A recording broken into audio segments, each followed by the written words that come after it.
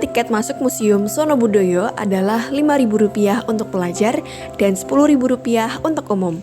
Saat memasuki gedung pertama, petugas akan memberikan beberapa aturan, seperti diperbolehkannya merekam tanpa flash, serta larangan makan dan minum di dalam museum. Di pintu masuk, pengunjung akan disambut oleh koleksi gamelan Jawa. Ruangan pertama adalah ruangan pengenalan yang menampilkan tempat tidur dengan sepasang patung mantan sebagai penghormatan kepada Dewi Sri dan Dewi Padi. Kemudian terdapat ruangan prasejarah yang minim cahaya dan menyajikan berbagai peninggalan masa prasejarah seperti alat batu, replika tengkorak manusia purba, mata tombak, serta peralatan upacara adat. Selanjutnya, ruang klasik dan peninggalan Islam menampilkan artefak Hindu-Buddha, prasasti berbahasa Sanskerta di batu dan lontar, serta karya sastra Islam dengan huruf Arab yang dibaca dalam bahasa Jawa. Di ruang wayang, berbagai jenis wayang seperti Ramayana, Sadat, Wahyu, dan Kancil diperpamerkan, lengkap dengan monitor yang menceritakan kisah Ramayana.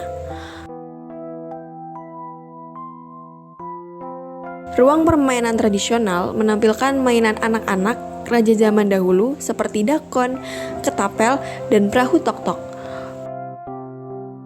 Ruang Jawa Tengah menampilkan ukiran khas Jepara yang dipengaruhi budaya Hindu, Islam, Tiongkok, dan juga Eropa. Ruang maritim menampilkan miniatur kapal, mencerminkan pentingnya perdagangan laut bagi masyarakat Jawa. Sejarahnya dimulai dari Java Institute di Surakarta pada tahun 1919 setelah dikelola oleh berbagai pihak. Pada tahun 2001, museum ini resmi di bawah pemerintahan pusat. Terakhir, ruangan Bali menampilkan seni budaya masyarakat Bali dengan gapura bentar khas Bali di halamannya sebagai ikon utama. Memasuki gedung baru atau gedung unit 2 Museum Sonobudoyo. Lantai 1 menyajikan perjalanan dan transportasi dari waktu ke waktu dengan koleksi miniatur transportasi zaman dulu seperti sepeda, bende, becak, dokar, hingga kereta api. Di sisi kanan terdapat ruang perjamuan yang menampilkan animasi Rijtafel, tradisi perjamuan makan ala Belanda yang memadukan hidangan Nusantara. Pada lantai 2 menampilkan seni pertunjukan, termasuk musik tradisional seperti rebab dan gender, serta berbagai jenis wayang seperti wayang wong dan wayang Cina Jawa. Pada lantai 2 juga terdapat beberapa koleksi topeng dengan berbagai jenis yang disajikan dalam sebuah ruangan berbentuk piramid menjulang ke atas. Di lantai 3 terdapat koleksi senjata tradisional seperti keris, pedang, dan panah. Pada lantai 4 juga terdapat area interaktif. Terdapat wahana cerita rakyat seperti kisah Aji Saka tentang asal-usul Honocoroko yang dikemas dalam animasi dan mural. Ada juga jemparingan atau panahan berbasis VR yang dapat dicoba maksimal 2 orang per rombongan. Selain VR, pada Museum Sonobudoyo juga terdapat bioskop yang menampilkan beberapa film seperti film Sultan Agung dan lain semacamnya.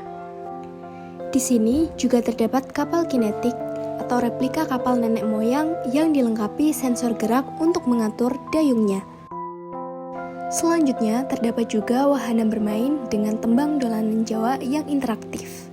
Selain wahana interaktif, di lantai 4 juga membahas daur hidup melalui motif batik yang menggambarkan fase kehidupan dari kelahiran hingga kematian. Pengunjung juga bisa melihat koleksi batik cap dan wastra Jawa. Bangsal Sri Menganti adalah bangunan joglo tanpa dinding dengan langit-langit tumpang sari. Dahulu digunakan sebagai persinggahan sultan sebelum kembali ke Gedaton. Sekarang difungsikan untuk pertunjukan tari dan penyimpanan gamelan pusaka. Bangsal Trajumas yang berada di sebelah timur, dulunya tempat para pejabat mendampingi sultan dalam menerima tamu. Kini digunakan untuk menyimpan pusaka seperti gamelan, tandu, dan meja. Kompleks Kedaton merupakan inti istana dengan beberapa bangunan. Ada Bangsal Kencana atau Golden Pavilion yang namanya Bangsal Kentono yang dipakai untuk pernikahan putra-putranya, juga untuk menerima tamu-tamu agung atau tamu kejayaan, juga untuk upacara sungkeman atau halal bihalal, namanya Bangsal Kentono. Lalu ada Gedong Jene atau kediaman sultan terdahulu kini menjadi kantor pribadi Sri Sultan. Pada selatan pelataran Gedong Kedaton terdapat Gedung Patehan yang berfungsi sebagai tempat bagi abdi dalam untuk mempersiapkan jamuan untuk keluarga Sultan. Selain itu, Gedung Patehan juga berfungsi sebagai tempat disimpannya koleksi kerajaan seperti set teko dan alat dapur yang sudah dipakai turun-temurun oleh keluarga raja.